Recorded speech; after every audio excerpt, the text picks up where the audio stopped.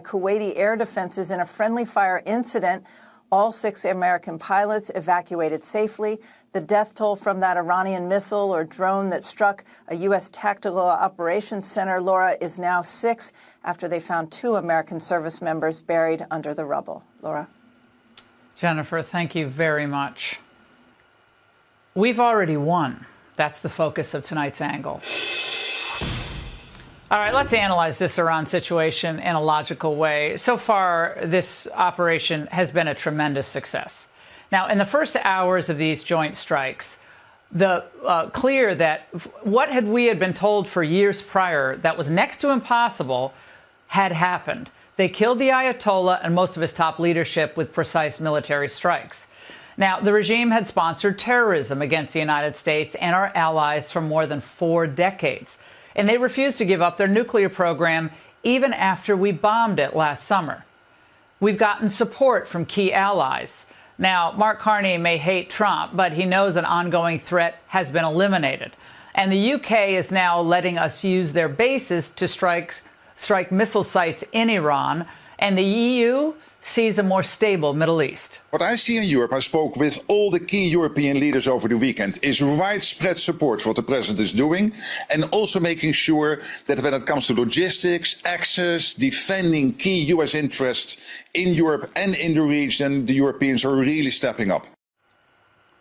Of course, hesitant countries are waiting to see what comes next. They're all going to pretend that they were for this when it's politically safe to do so. But only a few days into military strikes, none of the major objections to this action withstand serious scrutiny. First, the concern that he's gotten us into another Middle East quagmire. Now, Secretary of War Hegseth made clear this morning that is not happening. To the media outlets and political left screaming endless wars, stop. This is not Iraq. This is not endless. I was there for both. Our generation knows better, and so does this president. He called the last 20 years of nation-building wars dumb, and he's right. This is the opposite. This operation is a clear, devastating, decisive mission. Destroy the missile threat, destroy the Navy, no nukes. The U.S. military will not stay in this war a moment longer than is necessary to achieve those objectives. Now, of course, Donald Trump isn't going to give anyone a date certain for a pullback. That would be moronic. He's going to keep everyone guessing, as he did today. Whatever the time is, it's okay. Whatever it takes, we will always, and we have right from the beginning, we projected 4 to 5 weeks, but we have capability to go far longer than that. Well, that's a message to the new regime. Don't think about playing it cute and drawing us in further here, because you will take the same dirt nap as your friends did last Saturday. Now, that's smart strategy, but there's zero indication that Donald Trump intends to spend several months, let alone a few years, in Iran. That would be economically and politically calamitous for the GOP, which, of course, is what doomsdayer Democrats are hoping for. He is busy getting us involved in quagmires overseas that already are becoming deadly to American soldiers. This is a disaster. The American people want us to focus on making their life better, making their life more affordable, not getting involved in another endless war in the Middle East that is going to end in failure.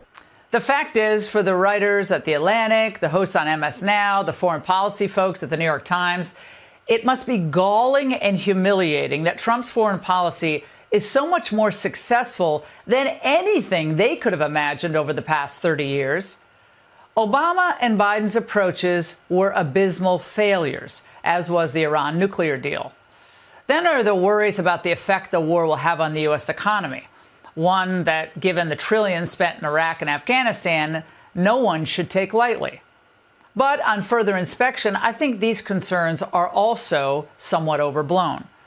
It's simply inconceivable that a president who a week ago was preparing to deliver his tour de force State of the Union speech, touting his record on progress on the economy and the border, would risk all of that on a protracted conflict.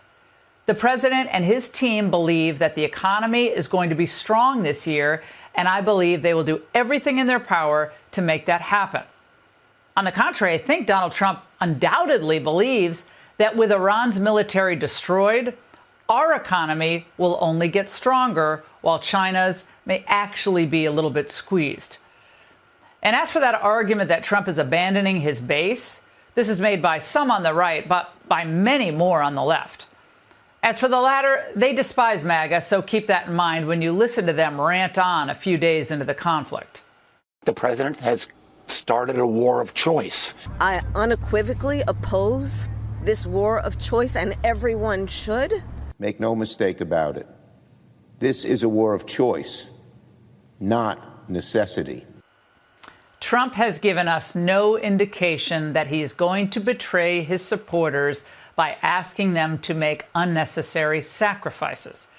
And of course, the ultimate sacrifice has already been paid, though, by 6 U.S. service members who, as Jennifer Griffin just recounted, have been killed in this conflict. And their deaths must not be in vain. This President Trump knows. He knows it well. He campaigned against pointless wars, and he will not order our troops into battle for pointless campaigns. At some point in the very near future, President Trump and senior military officials will be able to go to the nation and declare that our objectives in the region have been met. The goals of this effort have been already largely met today, contrary to what the globalists are demanding. The president saying that Venezuela's the template. If Venezuela's the template, that means that Donald Trump would be willing to leave a theological supreme leader in place if, in fact, we got what we wanted out of this. And how does that get freedom for the Iranian people? Well, after we have eliminated the Iranian threat, it will be up to the Iranian people to decide their own future. Now, of course, we should encourage them to be brave and decide wisely, but the United States of America cannot force the outcome. This was never a hopeless choice between either doing nothing and allowing this problem to fester or turning Iran into Pennsylvania. That's fatuous framing by people who are still waiting for democracy in Iraq and Afghanistan. A U.S. victory in Iran that can neither threaten the region or military bases or reconstitute their nuclear program, if all of that is achieved, that will be a victory. They're chanting something different in Iran. It's not death to America after they killed the leader. The Americans and the Israelis did it. It's not death to Israel and death to America. It's thank you. It's a new day dawning. It's the Iranian people that have been telling me over and over and over again, we want this. It's not just Iran. It's written in the skies of L.A. and on the ground. Those don't look like Mexican flags.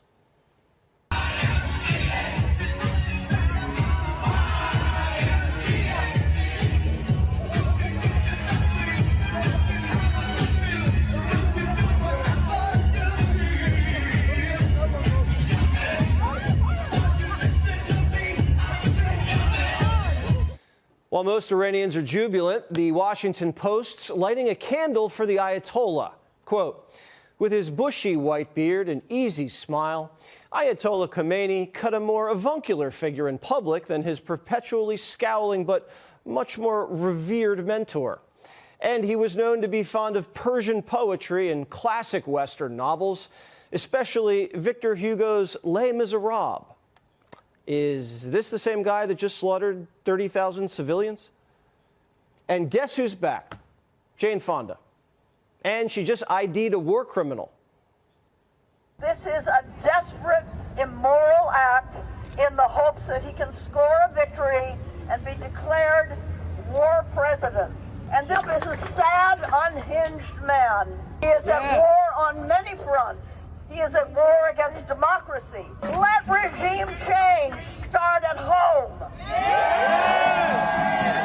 Democrats spent decades calling the Ayatollah a fanatical dictator, so dangerous he could never get a nuclear weapon. They tried everything: treaties, bribes, sanctions, inspections. Nothing worked. Iran kept digging deeper and deeper tunnels to enrich. They financed terrorism, killed Americans from Beirut to Baghdad, took hostages, shut down shipping, tried to assassinate the commander-in-chief. Democrats all agreed the #1 state sponsor of terrorism was a rogue state